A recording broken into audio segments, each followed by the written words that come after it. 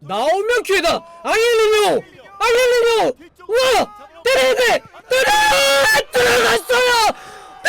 들어갔습니다. 87분 30초예요. 왜 이래 챔피언스리그 왜 이래.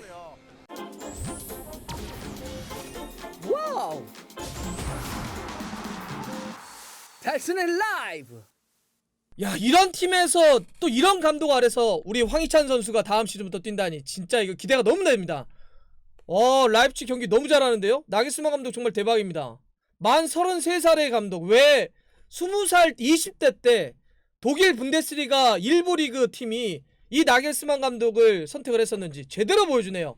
상대가 누굽니까? 이 챔피언스리그 8강에서 오늘 만났던 팀이 라이프치히가 시메오네 감독의 아틀레티코 마드리드입니다. 뭐 사실 라리가에서도 강자고 이 챔피언스리그에서도 예전부터 따져고 보면 준우승만 3번 한 팀입니다. 결승전을 그렇게 많이 올라간 팀인데 너무 잘하는데요.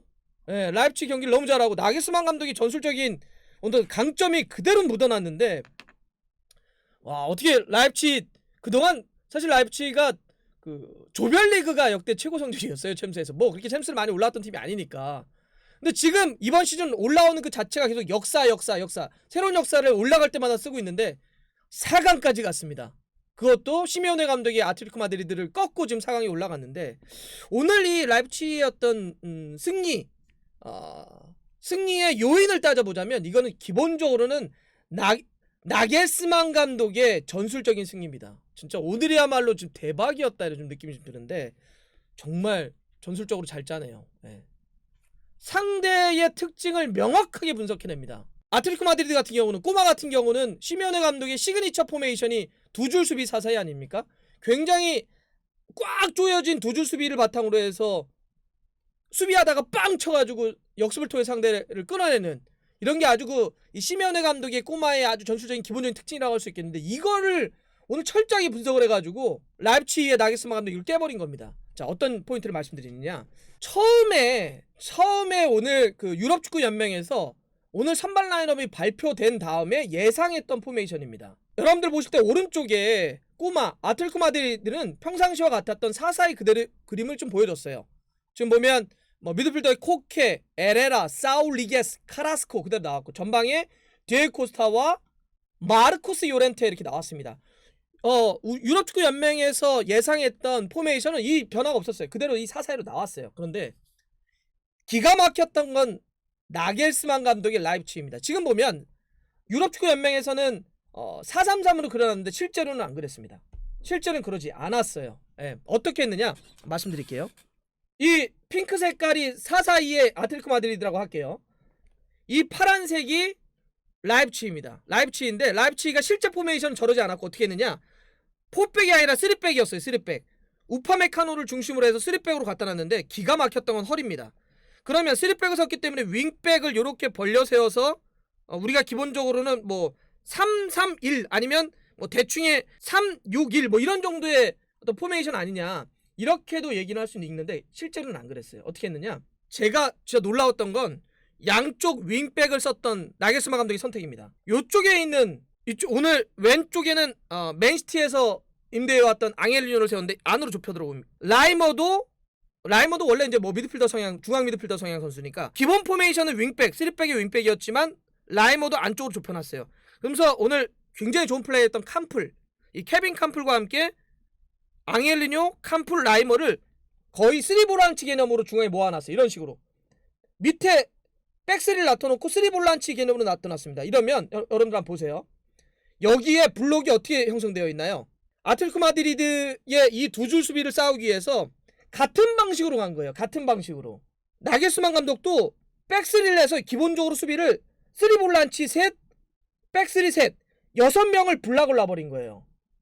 6명을 블락을 놓으니까 여기서 뚫어내는데 너무 어려움을 당하는 거죠. 실제 아무리 공격적으로 폴센이나 올모나 뭐 자비처나 은쿠쿠를 가지고 공격을 하더라도 만약에 아틀레티코 마드리드가 두 줄 수비를 바탕으로 해서 수비를 강하게 하다가 빵 쳐가지고 역습을 해서 여기 헐거우면 단판 승부기 때문에 여기서 실점을 먼저 해버리게 되면 그러면 잠궈버려요. 잠그면 잠군 아틀레티코 마드리드를 뚫어내는 건 진짜 쉽지 않습니다. 어떤 팀도 쉽지가 않아요. 그러니까 기본적으로 실점을 하지 않겠다고 생각을 한 거예요.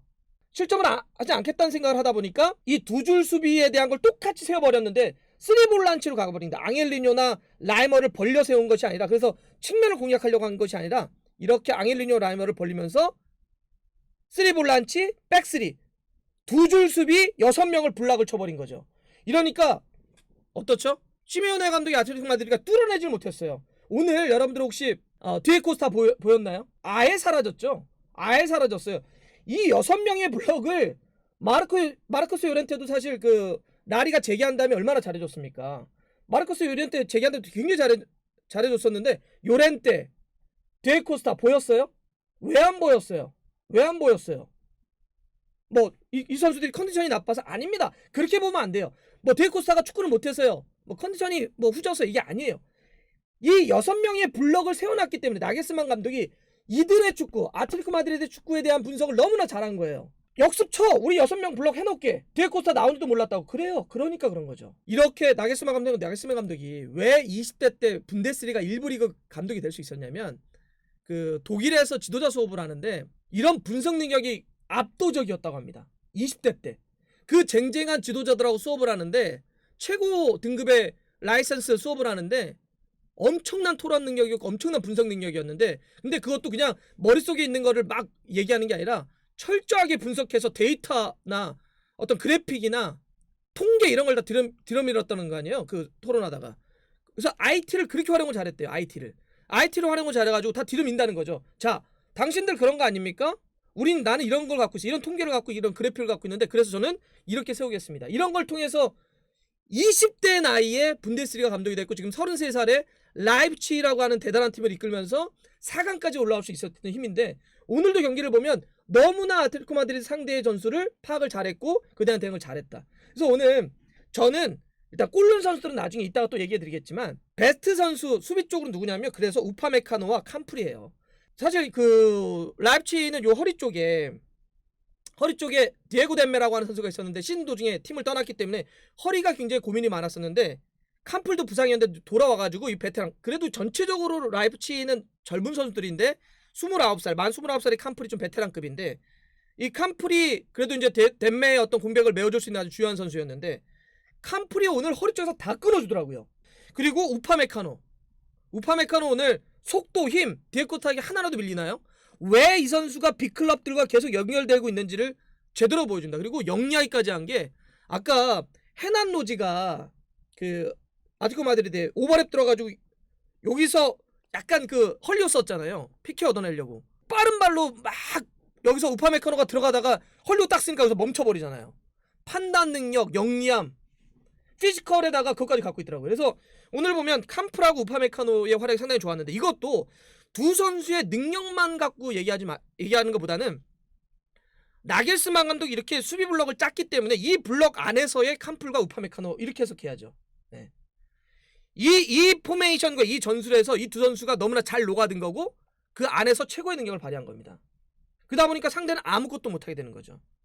그래서 오늘은 진짜 이 나겔스만 감독이 왜 뛰어난 감독인지, 라이프치히를 어떻게 사상 최초로 4강에 이끌었는지를, 이런 전술적인 능력을 좀 보면 기본적으로 우리가 평가를 할 수 있는 것 같고, 진짜 오늘 이 6명의 블락을 짰던 건 기본적으로 여러분들 아틀레티코 마드리드 좋아하시는 팬들이 많을 거예요.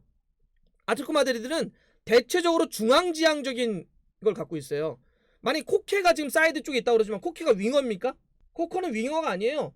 코커는 기본적으로 안쪽으로 들어갑니다. 왜? 대체적으로 뭐 카라스코는 약간 벌리는 능력도 있지만 기본적으로 이 아틀레티코 마드리드는 전형적인 윙어를 쓴다기보다는 약간 중앙지향적인 선수들을 많이 쓰는 경향들이 있는데, 왜 그래요? 그 경향성들은 왜 그렇죠? 압박을 해야 되니까. 압박을 하는데 넓게 벌려놓으면 어떻게 압박이 됩니까? 그러니까 좁혀놔서 이 강한 두 줄 수비 압박을 하려다 보니까 중앙지향적인 공격을 하는 게 아틀레티코 마드리드 아닙니까? 그죠? 이렇게 중앙지향적인 굉장히 수비 블록을 강하게 하는 팀이에요. 이거를 상대하려고 어떻게 해요? 그럼 오케이, 같이 하자 이거예요. 같이. 우리도 그러면 6명의 중앙 수비를 짜려고 했던 거예요. 자, 어때요? 그렇게 중앙지향적인 선수를 하는 게 아틀레티코 마드리드라고 한다면 우리도 그렇게 할게라고 나겔스만 감독이 그래서 이렇게 갔다는 겁니다. 윙백을 앞으로 좁히고 백스리로 갔다는 거예요. 저렇게 포백을 해왔던 게 아니라 이런 감독 아래서 이런 전술에서 황희찬 선수가 다음 시즌부터 뛰게 될 텐데 어느 위치까지 올라갈 수 있을까? 황희찬 선수가 이번 시즌 챔피언스 리그는 라이프치히가 4강 가고 결승 가더라도 뭐 등록 문제 때문에 뛸 수 없고 다음 시즌부터 뛸 수가 있는 건데, 와, 나겔스만 감독 아래서 황희찬 너무너무 기대가 됩니다. 너무너무 기대가 되고요. 황희찬 선수가 오늘 또 등록 문제 때문에 뛸 수는 없지만 경기장에서 직관했잖아요. 자, 직관 사진입니다.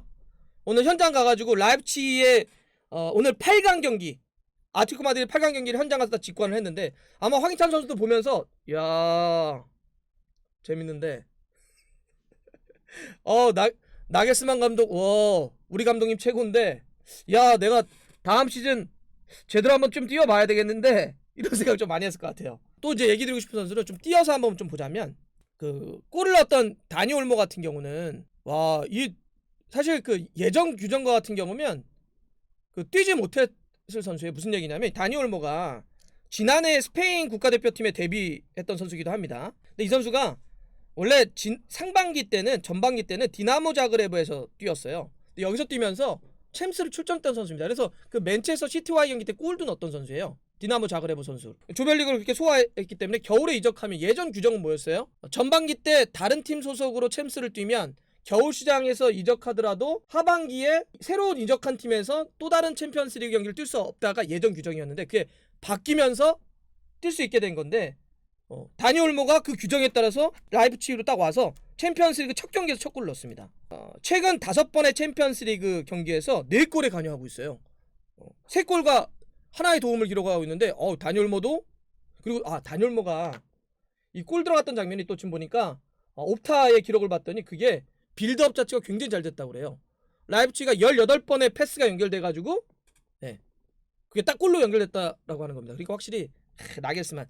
그다음 결승골의 주인공도 잠깐 좀 말씀드리면, 앙헬레뇨가 컵백 딱 한 거를 이 테일러 아담스가 이제 골을 넣었는데, 이 선수도 그러니까 오늘 참 극적인, 아까 다니 올모 같은 경우도 이적해가지고 챔피언스 첫 경기에서 첫 골 넣었다고 했는데, 아담스는요 원래 그 미국 출신인데 미국 뉴욕시티에 뛰다가 건너온 선수고 2시즌 동안 지금 라이프치히에서 뛰고 있는데, 와, 지금 보면 그동안 그 골이 없었어요. 모든 공식 경기에 라이프치히에서.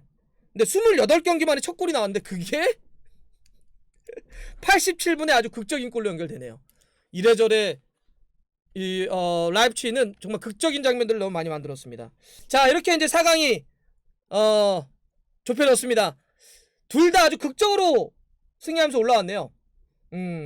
아탈란타를 막판에 2골 넣으면서 2대1로 꺾고 올라온 파리와 역시 거의 경기 종료 직전에 결승골을 넣었던 라이프치히가 4강에서 만나게 됩니다. 와, 그러고 보니까 이건 누가 이겨도 역사네. 파리는 한 번도 결승에 올라간 적이 없습니다. 챔피언스 리그에서. 라이프치히는 4강 올라온 그 자체가 역사입니다. 누가 이겨도 역사의 최초의 사건이 일어나는 겁니다. 누가 이겨도 사상 최초로 챔스 결승에 올라가게 되는 거예요. 우와, 재밌겠다.